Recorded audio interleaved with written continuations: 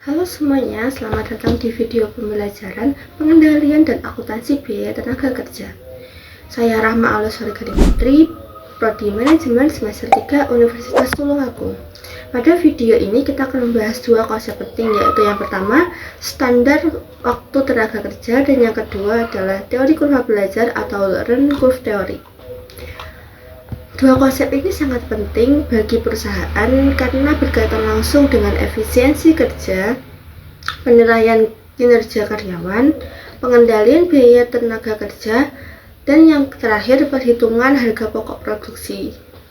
Kita akan mengambil contoh pada salah satu perusahaan di Indonesia, yaitu PT Mayora Indah Tbk, perusahaan manufaktur makanan dan minuman. Selanjutnya, mari kita mulai pembahasannya secara bertahap. Selanjutnya, kita akan membahas tentang tenaga kerja dalam akuntansi biaya. Dalam akuntansi biaya, tenaga kerja merupakan salah satu unsur utama biaya produksi yang sangat menentukan besarnya biaya per unit produk. Selain tenaga kerja, terdapat dua unsur biaya produksi lainnya, yaitu biaya bahan baku dan biaya overhead pabrik.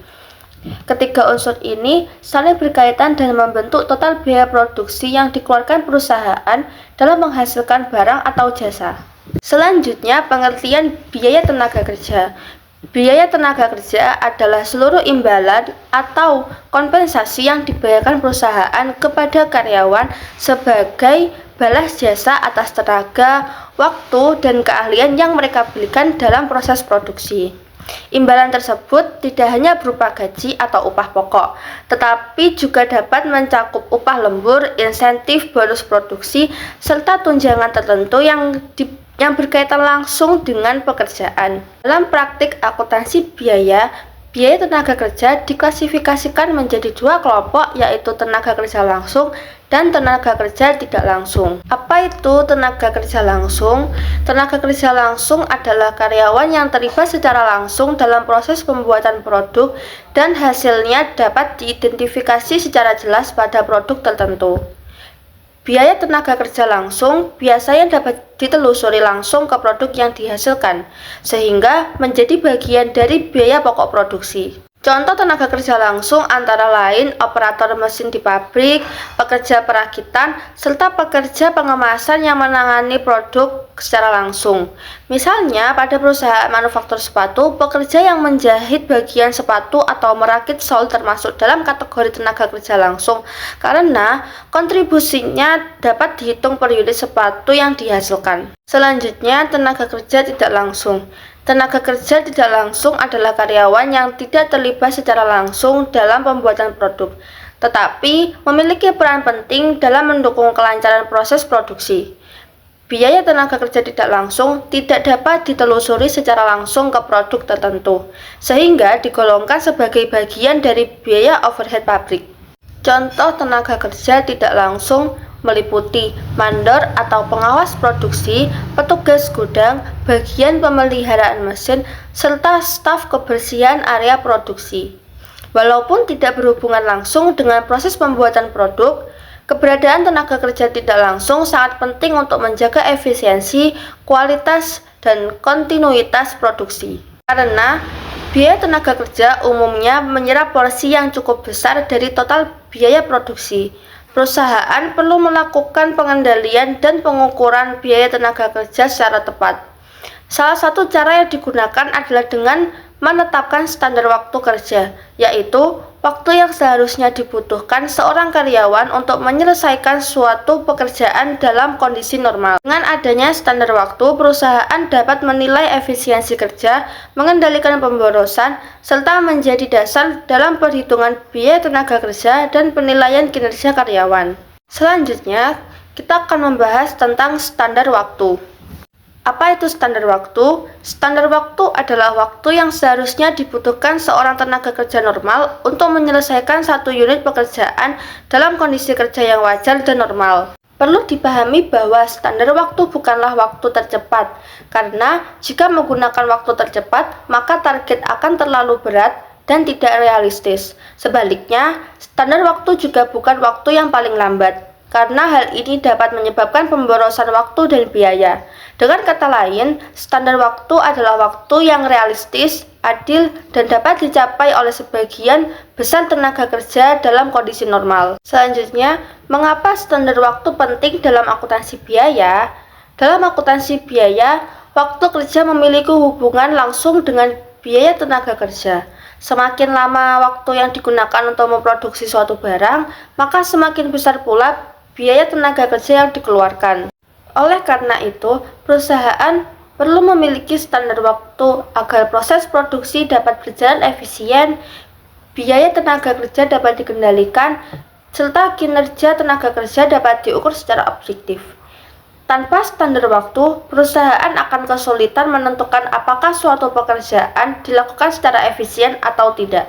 Selanjutnya, tujuan penetapan standar waktu. Yang pertama, menentukan target produksi. Dengan mengetahui standar waktu, perusahaan dapat menentukan berapa banyak unit produk yang seharusnya dapat dihasilkan dalam 1 jam, 1 hari, atau 1 bulan. Yang kedua, menghitung kebutuhan tenaga kerja. Standar waktu membantu manajemen menentukan jumlah tenaga kerja yang dibutuhkan untuk memenuhi target produksi tertentu. Yang ketiga, menilai kinerja karyawan. Kinerja karyawan dapat dibandingkan dengan standar waktu. Jika waktu aktual terlalu lama, maka perlu dilakukan evaluasi atau pelatihan tambahan. Yang keempat, menghitung biaya tenaga kerja per unit.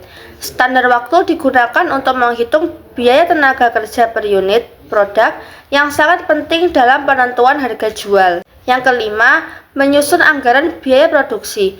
Dengan adanya standar waktu, perusahaan dapat menyusun anggaran biaya produksi secara lebih akurat dan terencana. Selanjutnya, cara menentukan standar waktu. Setelah memahami pengertian dan tujuan standar waktu, selanjutnya kita akan membahas bagaimana standar waktu tersebut ditentukan dalam praktik perusahaan. Pada umumnya, standar waktu ditetapkan melalui studi waktu kerja atau time study. Studi ini bertujuan untuk mengetahui waktu yang wajar dan realistis yang dibutuhkan seorang tenaga kerja normal dalam menyelesaikan satu unit pekerjaan. Yang pertama, pengamatan kerja. Langkah pertama adalah pengamatan kerja secara langsung. Manajemen atau analisis kerja mengamati bagaimana karyawan melakukan suatu aktivitas mulai dari awal hingga akhir proses. Pengamatan ini biasanya dilakukan beberapa kali agar hasilnya lebih akurat dan tidak bias. Pengamatan ini penting untuk memastikan bahwa waktu yang diukur benar-benar mencerminkan kondisi kerja yang normal, bukan kondisi yang terlalu ideal atau justru bermasalah. Selanjutnya, penilaian kecepatan kerja. Setelah waktu kerja dicatat, langkah berikutnya adalah menilai kecepatan kerja karyawan. Tidak semua karyawan bekerja dengan kecepatan yang sama. Oleh karena itu, waktu hasil pengamatan perlu disesuaikan dengan tingkat kecepatan kerja. Apakah bekerja dengan kecepatan normal, bekerja terlalu cepat karena faktor pengalaman atau tekanan, bekerja terlalu lambat karena kurang terampil atau kondisi tertentu. Jika pekerja bekerja terlalu cepat, waktu harus disesuaikan agar tidak menjadi standar yang memberatkan. Sebaliknya, jika terlalu lambat, waktu juga perlu disesuaikan agar standar tetap efisien. Hasil dari tahap ini disebut sebagai waktu kerja normal atau normal time. Selanjutnya, yang ketiga, penambahan waktu kelonggaran atau allowance. Langkah terakhir adalah penambahan waktu kelonggaran, yang sering disebut dengan istilah allowance. Allowance diberikan karena dalam kenyataannya pekerja tidak mungkin bekerja terus-menerus tanpa henti. Kelonggaran ini mencakup waktu istirahat, waktu kelelahan fisik maupun mental, kebutuhan pribadi seperti ke kamar kecil atau minum. Allowance biasanya dinyatakan dalam bentuk persentase dari waktu kerja normal. Pembahasan selanjutnya adalah teori kurva belajar. Pengertian kurva belajar. Teori kurva belajar menyatakan bahwa semakin sering seseorang mengerjakan suatu pekerjaan, maka waktu yang dibutuhkan untuk menyelesaikan pekerjaan tersebut akan semakin singkat. Dengan kata lain, makin terbiasa, makin cepat, makin efisien. Selanjutnya, mengapa kurva belajar terjadi? Kurva belajar tidak terjadi secara kebetulan, tetapi disebabkan oleh beberapa faktor utama, antara lain, yang pertama, pekerja semakin terampil. Pengalaman membuat pekerja memahami pekerjaan dengan baik tanpa harus belajar dari awal setiap kali bekerja. Yang kedua, kesalahan kerja berkurang. Kesalahan kerja yang sering terjadi di awal pekerjaan akan semakin jarang, sehingga tidak ada waktu terbuang untuk perbaikan. Yang ketiga, gerakan kerja menjadi lebih efisien. Pekerja mulai menemukan cara kerja yang lebih cepat, sederhana, dan hemat tenaga. Yang keempat, tidak perlu banyak berpikir ulang. Pekerjaan menjadi bersifat otomatis atau refleks sehingga waktu berpikir dan ragu-ragu semakin berkurang. Selanjutnya, kita akan membahas hubungan standar waktu dan kurva belajar. Standar waktu digunakan sebagai patokan awal atau acuan normal. Perusahaan menetapkan standar waktu untuk menilai kinerja karyawan, menyusun target produksi, menghitung biaya tenaga kerja, dan menentukan sistem upah dan insentif. Standar waktu ini biasanya dibuat berdasarkan pekerja dengan kemampuan rata-rata dan kondisi kerja yang normal, bukan berdasarkan pekerja baru. Selanjutnya, kurva belajar.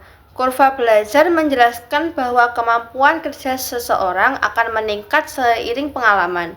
Artinya, semakin sering pekerjaan dilakukan, semakin terampil bekerja, semakin singkat waktu yang dibutuhkan. Kesimpulan hubungan keduanya. Standar waktu berfungsi sebagai target dan alat pengendalian biaya. Kurva belajar membantu menjelaskan perbedaan antara waktu standar dan waktu aktual. Keduanya harus dipahami bersamaan agar penilaian kinerja karyawan menjadi adil dan objektif. Selanjutnya, kita akan membahas contoh nyata di perusahaan Indonesia, yaitu PT Mayora Indah Tbk. Profil singkat PT Mayora Indah Tbk. PT Mayora Indah Tbk merupakan salah satu perusahaan manufaktur makanan dan minuman terbesar di Indonesia. Produk-produknya sangat dekat dengan kehidupan sehari-hari masyarakat, seperti Roma atau biskuit, Kopiko atau permen kopi, Big-Bang atau coklat wafer, Energen atau minuman sereal. Untuk menghasilkan produk-produk tersebut, Mayora memiliki pabrik berskala besar dengan ribuan tenaga kerja produksi, khususnya pada bagian pengolahan bahan, produksi, pengemasan, atau packaging. Pada kondisi seperti ini, pengendalian biaya tenaga kerja menjadi sangat penting agar perusahaan tetap efisien dan kompetitif. Selanjutnya, penerapan standar waktu di PT Mayora Indah Tbk. Mari kita ambil contoh di bagian pengemasan biskuit. Melalui studi waktu kerja, manajemen menetapkan standar waktu 8 menit untuk mengemas satu kantor biskuit. Artinya, dalam 1 jam 60 menit, satu pekerja idealnya mampu mengemas sekitar 7-8 kanton. Standar waktu ini kemudian digunakan oleh perusahaan untuk menentukan target produksi harian. Misalnya, jika satu pekerja bekerja 8 jam, maka target produksinya sekitar 56-64 kanton per hari. Yang kedua, menghitung biaya tenaga kerja per kanton. Upah tenaga kerja dapat dibagi secara adil dan rasional ke setiap unit produk. Yang ketiga, menyusun jadwal kerja dan kebutuhan tenaga kerja. Manajemen dapat menentukan berapa orang pekerja yang dibutuhkan untuk memenuhi permintaan pasar. Dengan adanya standar waktu, perusahaan memiliki tolak ukur yang jelas mengenai kinerja tenaga kerja. Selanjutnya, penerapan teori kurva belajar. Namun, dalam praktiknya tidak semua pekerja langsung mencapai standar waktu, terutama pekerja baru. Contohnya, hari pertama bekerja 12 menit per kanton, minggu pertama 10 menit per kanton, bulan pertama 8 menit per kanton. Kondisi ini menunjukkan bahwa semakin sering pekerja melakukan pekerjaan yang sama, maka waktu yang dibutuhkan akan semakin singkat. Inilah yang disebut kurva belajar menurun, di mana waktu kerja semakin cepat, produktivitas meningkat, dan kesalahan kerja berkurang. Manajemen PT Mayora Indah Tbk tidak langsung menghukum pekerja baru yang belum mencapai standar waktu, karena perusahaan memahami bahwa ada proses adaptasi dan pembelajaran yang wajar. Sebaliknya, perusahaan biasanya memberikan pelatihan awal atau training, pendampingan oleh pekerja senior, evaluasi bertahap, bukan langsung penilaian akhir. Dampak terhadap akuntansi biaya. Penerapan standar waktu dan kurva belajar memberikan dampak besar dalam akuntansi biaya. Antara lain, yang pertama, biaya tenaga kerja dapat diprediksi. Manajemen dapat memperkirakan biaya produksi secara lebih akurat. Yang kedua, selisih biaya tenaga kerja dapat dianalisis. Perbedaan antara biaya standar dan biaya aktual bisa dievaluasi, apakah disebabkan oleh pekerja baru, metode kerja, dan alat atau mesin. Selanjutnya yang ketiga, harga pokok produksi atau HPP lebih akurat. Biaya tenaga kerja dibebankan secara wajar ke setiap produk. Yang keempat, efektivitas pelatihan dapat dievaluasi. Jika setelah pelatihan waktu kerja masih lama, berarti metode pelatihannya perlu diperbaiki. Selanjutnya, manfaat bagi perusahaan.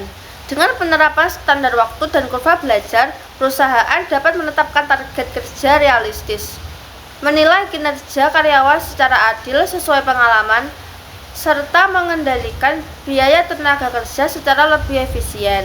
Selain itu, perencanaan dan penganggaran produksi menjadi lebih akurat, serta tercipta lingkungan kerja yang mendukung proses belajar karyawan sehingga produktivitas dan loyalitas meningkat dalam jangka panjang. Yang terakhir, kesimpulan. Standar waktu berfungsi sebagai patokan kerja untuk menetapkan target, mengukur produktivitas, dan menghitung biaya tenaga kerja secara akurat. Sementara itu, kurva belajar menjelaskan bahwa kecepatan dan kemampuan kerja meningkat seiring pengalaman. Kedua konsep ini penting dalam pengendalian dan akuntansi biaya tenaga kerja agar penilaian kinerja menjadi adil, realistis, dan efisien, baik bagi perusahaan maupun karyawan. Sekian video pembelajaran kali ini. Semoga dengan video ini dapat membantu kalian untuk memahami materi standar waktu dan teori kurva belajar dengan lebih nyata dan aplikatif. Terima kasih atas perhatiannya. Sampai jumpa di video selanjutnya.